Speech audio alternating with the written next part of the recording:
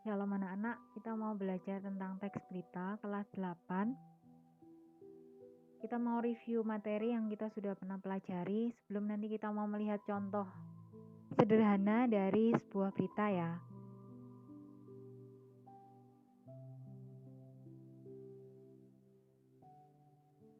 Jadi anak-anak, kita mau melihat ciri-ciri teks berita itu apa saja. Kalian bisa melihat di situ. Yang pertama adalah menarik, yang kedua aktual atau terkini, yang ketiga faktual atau terpercaya, yang keempat diterima di masyarakat, yang kelima jelas, yang keenam kalimatnya sederhana, yang ketujuh segera disampaikan.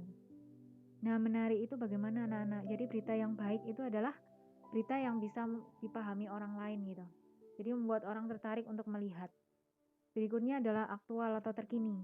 Jadi berita yang baik adalah berita yang terbaru yang disampaikan gitu.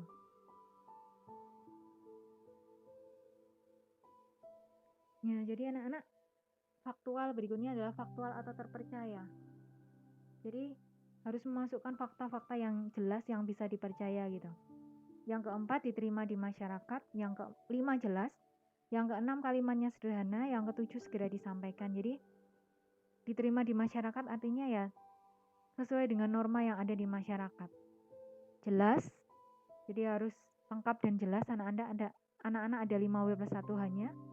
Kalimatnya sederhana dan segera disampaikan gitu.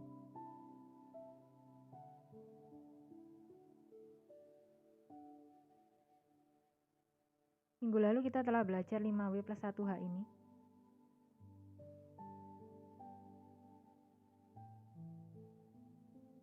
Nah, apa saja yang ada dalam 5W+1H kalian bisa dilihat di layar laptop atau HP kalian gitu. Ada apa, siapa, kapan, di mana, mengapa, dan bagaimana. Jadi tema beritanya apa, siapa yang terlibat di dalamnya, kejadiannya kapan, di mana terjadinya, mengapa bisa terjadi peristiwa itu, dan bagaimana proses terjadinya. Ini minggu lalu kita sudah belajar ya. Kita tinggal review aja.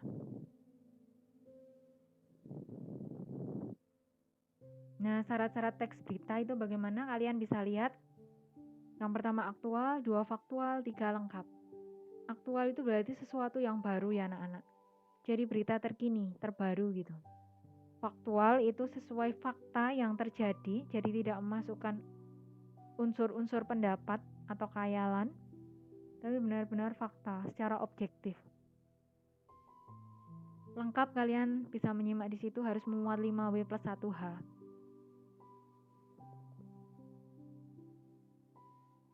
Berikutnya seimbang, menarik, dan sistematis. Seimbang itu berarti tidak memihak antara pihak A atau pihak B. Jadi ada di tengah-tengah, bersifat netral gitu. Penulis berita atau jurnalis itu harus bersifat netral. Menarik, itu orang ingin tertarik untuk melihat atau membaca berita yang disampaikan. Sistematis itu berarti ada susunannya, ada aturannya gitu anak-anak. Nah, sistematikanya mari kita lihat bersama. Mulai dari kepala berita, teras berita, tubuh berita, dan terakhir adalah kaki berita. Kepala berita atau headline yaitu judul berita yang biasanya ditulis besar-besar di atas supaya orang jelas itu merupakan kepala berita. Teras berita itu intisari, jadi garis besarnya apa. Tubuh berita itu nanti menjelaskan 5W+1H-nya. Nah, kaki berita itu adalah simpulan gitu. Simpulan, jadi anak-anak minggu lalu di Zoom Akbar saya sudah menjelaskan secara lengkap ya anak-anak. Ini tinggal review aja.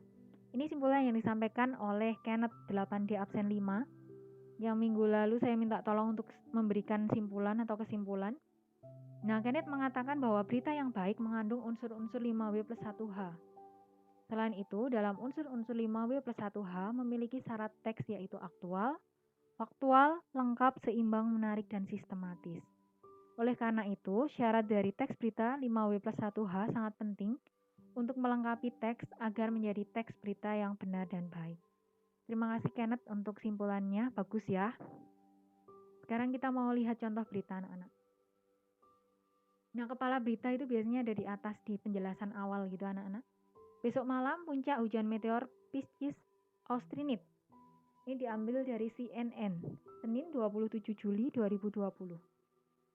Waktunya pukul 19.42 WIB.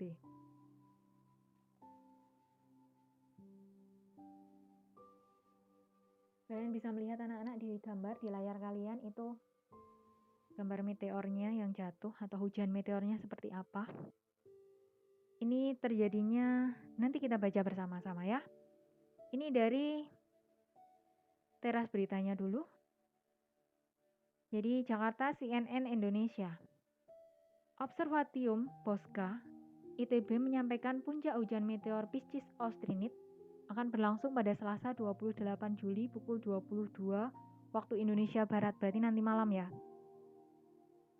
Jadi ini adalah disampaikan oleh ITB. Jadi garis besarnya adalah ITB menjelaskan bahwa Selasa 28 Juli 2020 pukul 22 atau pukul 10 malam akan terjadi puncak hujan meteor Pisces Austrinid.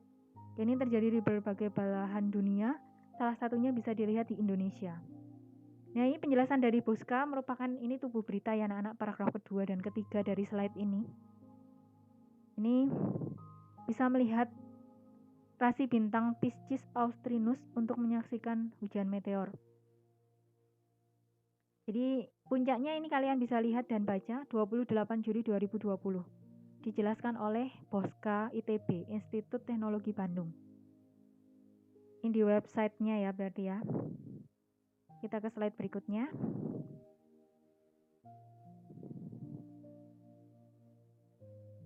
Nah, anak-anak dijelaskan di paragraf 1 dan 2 slide ini adalah lanjutan dari slide tadi ya. Ini sebenarnya dijelaskan gitu. Sebenarnya hujan meteor ini sudah terjadi sejak 15 Juli 2020 dan berakhirnya masih 10 Agustus 2020. Hanya puncaknya adalah 28 Juli 2020, berarti nanti malam pukul 10. Nah, ini di lain sisi, berarti CNN ini selain mengambil data dari ITB juga mengambil data dari LAPAN. Apa LAPAN? Peneliti Lembaga Penerbangan dan Antariksa atau LAPAN. Ini juru bicaranya LAPAN, Rorom Priyatikanto, ini menjelaskan lebih lanjut. Yang dijelaskan adalah ini bukan fenomenal, bukan sesuatu yang wah atau sesuatu yang sangat besar. Karena diceritakan oleh perwakilannya LAPAN ini tidak banyak meteor yang tampak katanya. Nah, ini penjelasan berikutnya adalah dari LAPAN ya anak-anak. Jadi CNN ini tidak hanya mengambil berita dari ahli yang ada di ITB, tapi juga ahli yang ada di LAPAN. Jadi dua-duanya yang diambil oleh CNN ini sama-sama ahli. Sama-sama yang membidangi astronomi gitu anak-anak. Nah, ini pendapatnya dari LAPAN, perwakilannya itu mengatakan bahwa banyak pengamat meteor itu tidak mencantumkan hujan meteor tersebut dalam kalender aktivitas terakhir. Tapi dia mengatakan hujan meteor Pisces Austrinid tetap dapat diamati dari Indonesia mulai pukul 22. Jadi mulai pukul 10 malam. Dan dijelaskan lagi oleh perwakilan LAPAN, itu kapan? Setelah tengah malam itu waktu terbaik untuk melihatnya. Nah, posisinya melihatnya di mana? Dekat bintang terang Fomalhaut dari rasi Pisces Austrinus. Itu dijelaskan oleh pengamat dari LAPAN anak-anak. Nah, kemudian disimpulkan terakhir oleh CNN, kan mengambil datanya tadi dari ITB sama dari LAPAN ya. Simpulannya adalah kalian lihat di paragraf terakhir, di kaki berita. Nah, ternyata CNN bilang kayak gini, saat dicek menggunakan aplikasi pelacak bintang seperti Google Sky Maps dan Star Trackers, rasi bintang Austrinus ini bisa disaksikan di arah tenggara dekat dengan garis horizon atau ufuk. Itu simpulan terakhir dari keseluruhannya gitu anak-anak. Jadi menyimpulkan apa yang disampaikan oleh ITB juga yang disampaikan oleh LAPAN gitu. Itu kaki berita, jadi simpulan akhir. Itu ya anak-anak penjelasan pada hari ini. Kita lanjutkan minggu depan. Tolong tetap semangat, belajar yang sungguh-sungguh, tetap jaga kesehatan, jaga hubungan baik dengan Tuhan Yesus ya anak-anak ya. Terus doa. Terima kasih sudah belajar. Tuhan Yesus memberkati.